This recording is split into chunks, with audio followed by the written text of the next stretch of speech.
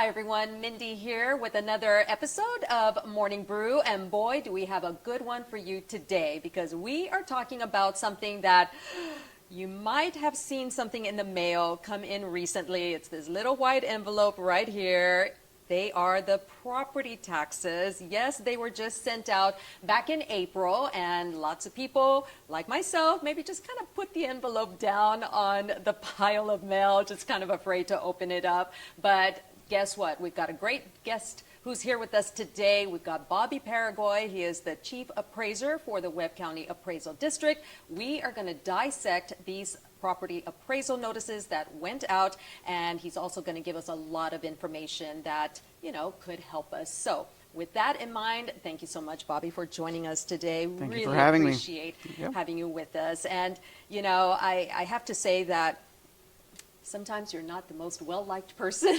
Particularly this time of year. Exactly. But you're a really nice guy. I want everybody to know that you're a really nice guy, and we appreciate, and you're very transparent, and that's one of the reasons why I really wanted to bring you on as a guest, because you have been very transparent with how to read property appraisals when they do come in the mail, and what the process is when you do receive it in the mail. So let's start off at the very top. Tell us what the appraisal district does, and the misnomer that it actually is a Webb County department. Absolutely, it's not, correct? Correct. So one of the biggest misconceptions that almost everybody has of appraisal districts in Texas is that we somehow are affiliated or employed by either the county or the city governments, and neither of that is true.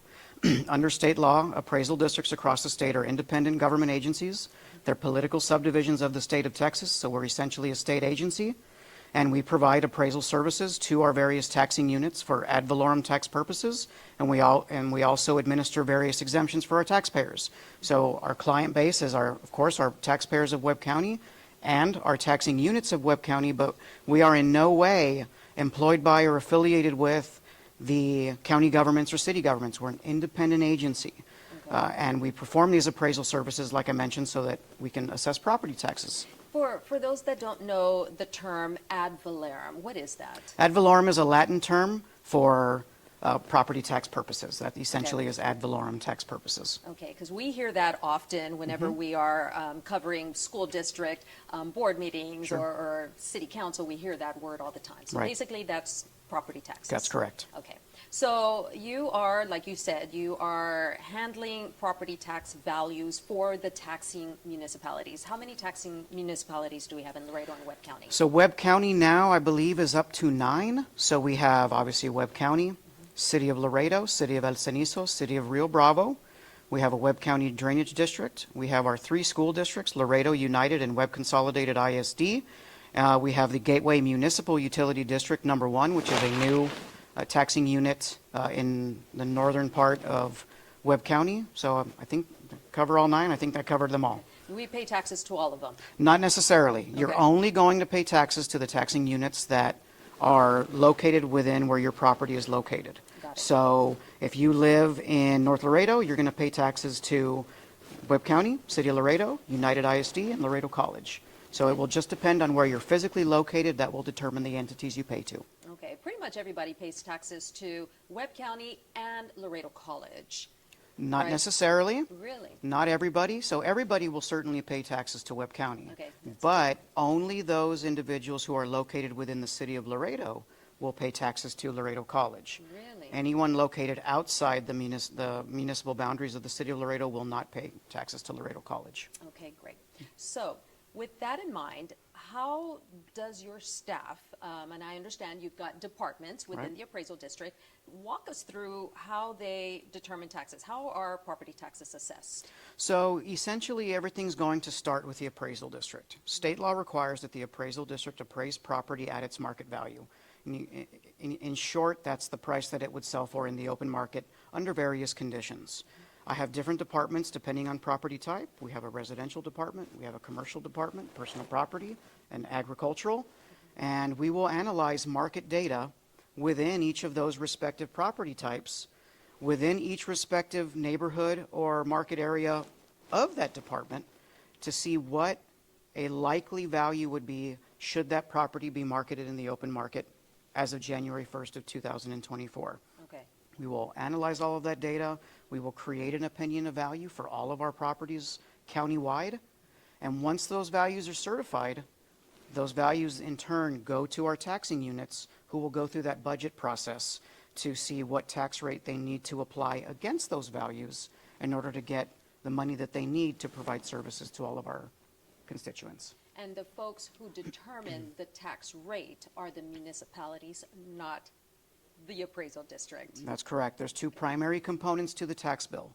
There's the appraised value, which is us. There's the tax rate, which is our elected officials. So City Council will adopt the rate for City of Laredo, Commissioners Court for the county, boards of trustees for their school districts, so on and so forth. They will establish the rate at which my value is assessed against. Okay.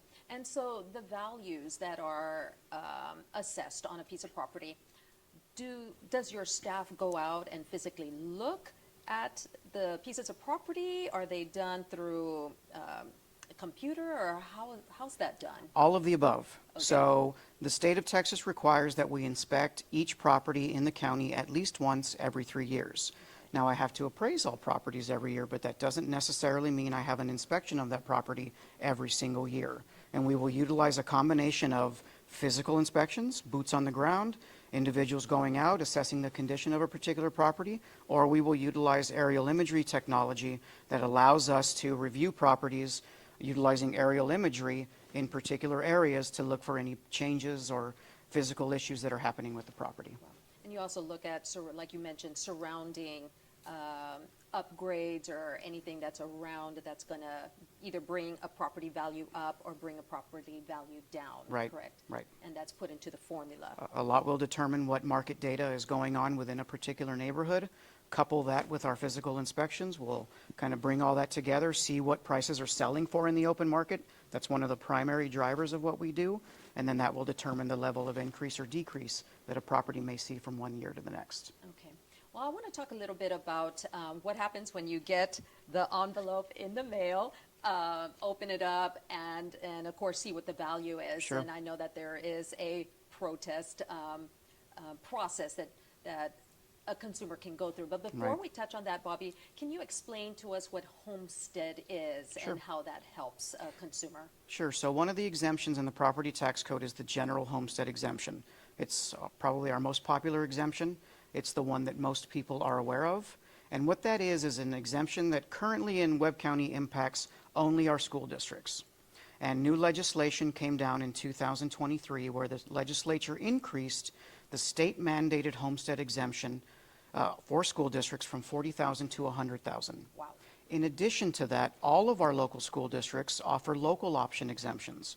So anyone residing in Laredo ISD will have a 10% local option exemption. United will have a 15%. Webb Consolidated will have a 20%. So what the homestead exemption is someone can apply, have this exemption placed on their property so long as it is their principal place of residence. We will apply the local option percentage first, then we will deduct the $100,000 coming down from the legislature. We will discount that property value by that set amount, and they will only pay taxes on the remaining portion, which would be their taxable value. Which would explain, Bobby, why this past year the school property taxes were lower than I've ever seen them before. That's I mean, correct. They were actually lower than the city and the county. Could that change in the future, or what can we anticipate coming up this year? It can always change in the future. Is it going to change this year? The homestead exemption of $100,000 is still in place today. Because that was the state legislature. That was the state legislature that came in. But yes, the school districts, as compared to 2022, did collect less local revenue as a result of this new exemption in 2023. Could it increase? It very well could. The legislature could come in and do a little bit more, should they choose to do so next session in 2025. But as we sit here today, the exemption amounts will be relatively similar to what they were last year. Okay, great.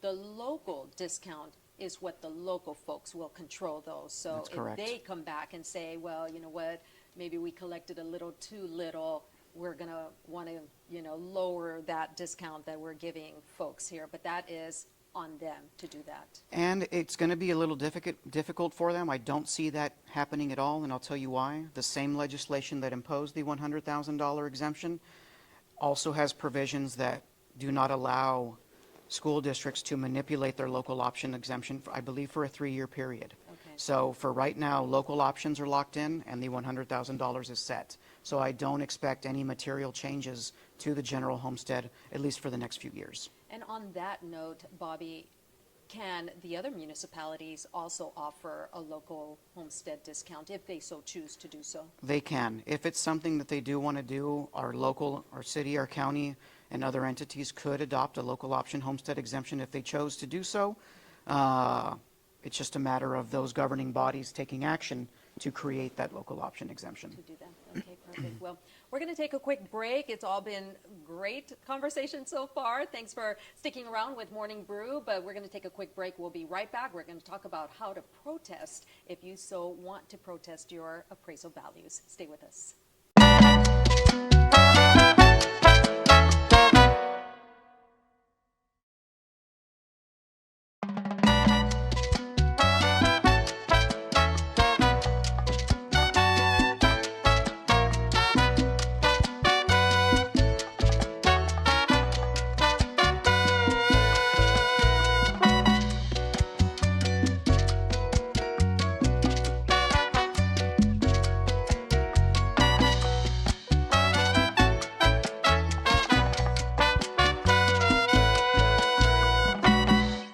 Welcome back, everyone. Thanks so much for hanging around with us. We are here in Morning Brew, and I'm here with Bobby Peregoy. He is the Chief Appraiser of the Webb County Appraisal District. We are talking everything about appraisals because the notices just went out in April. So we're kind of going through and dissecting what we're all reading in these appraisal districts, or appraisal notices, rather. Bobby, we were just about to get to protesting. If you open up that envelope and you don't agree with what your property was appraised at, what are the steps? Walk us through the steps on what we should do.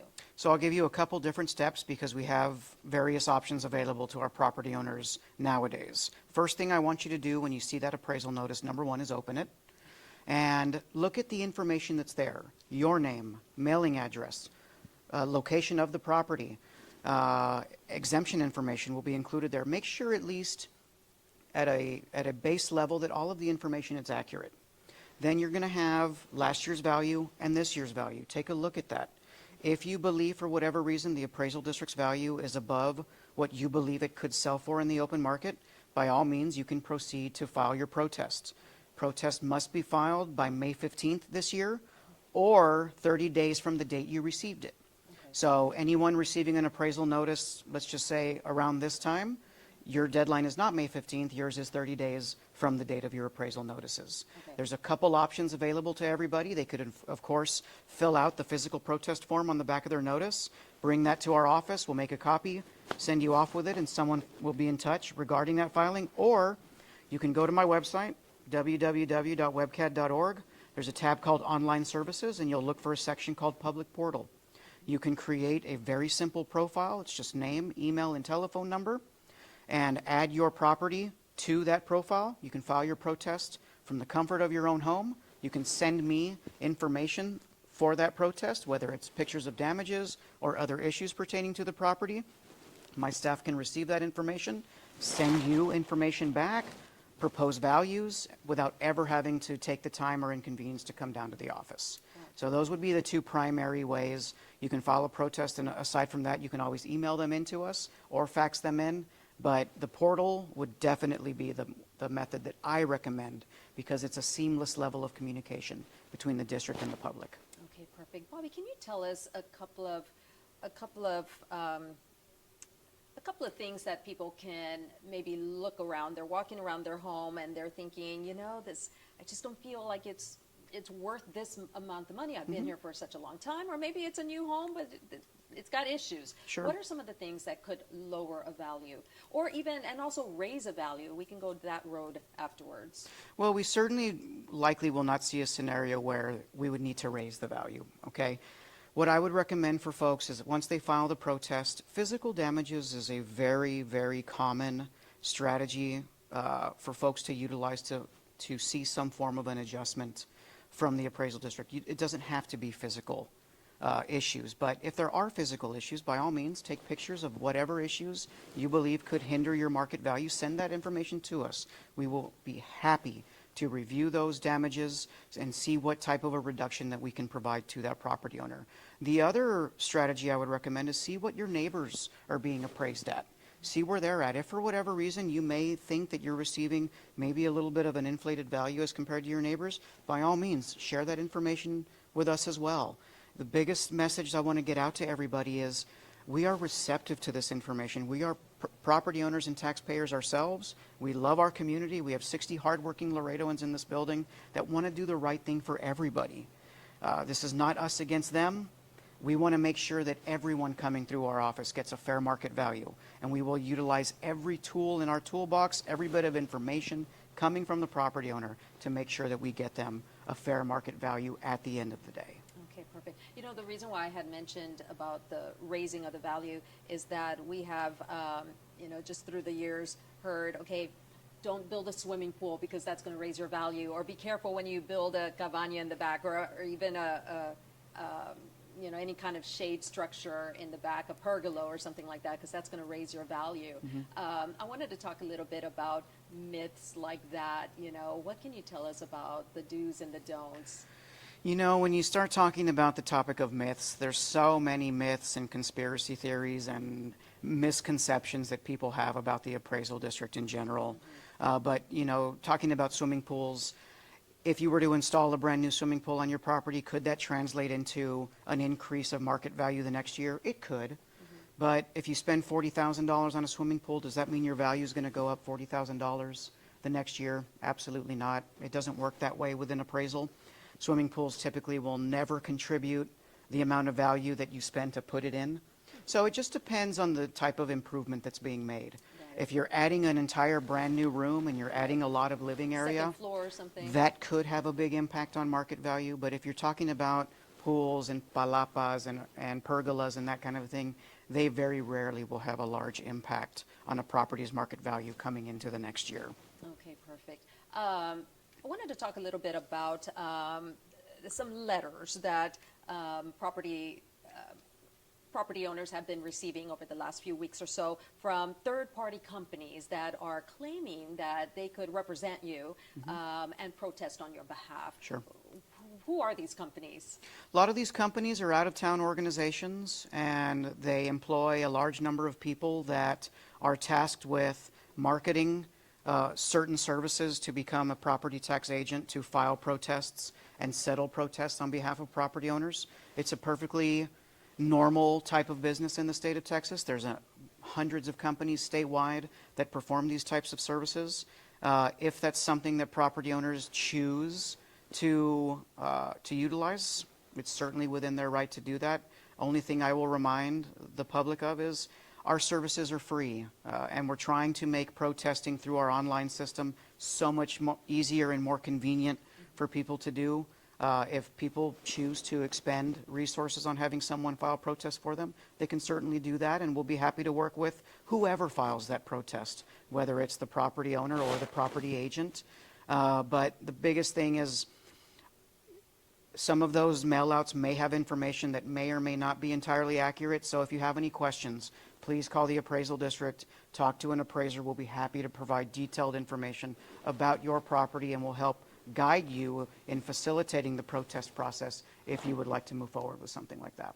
Okay, perfect. I wanted to ask you, what are some of the things that you hear out there that just make you cringe? And I'm talking about some of the things that are just so not true, that you just really want people to know about the appraisal district. So I think the biggest thing that frustrates us is, like I mentioned, a lot of people think that I work for the city or that I work for the county.